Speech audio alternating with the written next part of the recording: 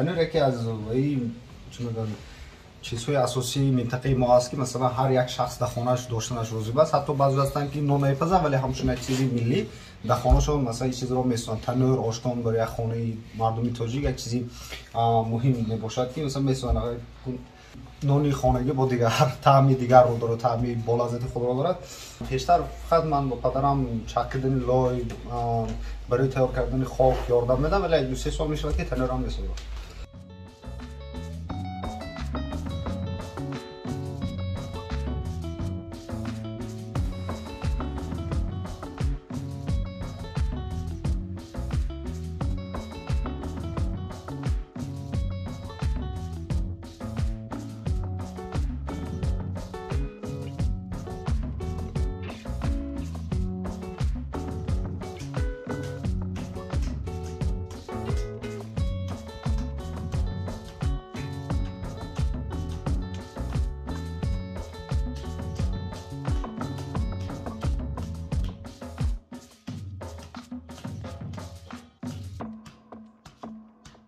من کسب پدرم به خاطر انتخاب کردم که اگه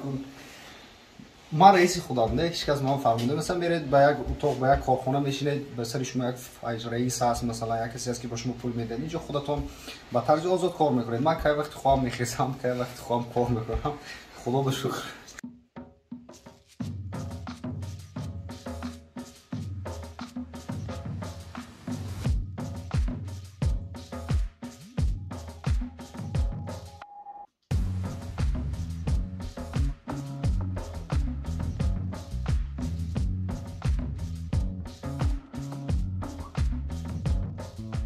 بیگانو گرفتیم بعضی بیگانو شد که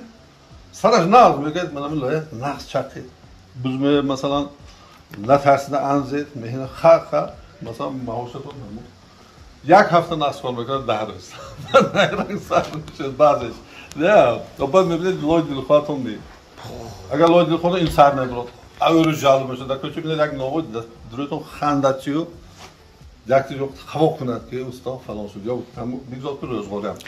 برای من نمیخوایم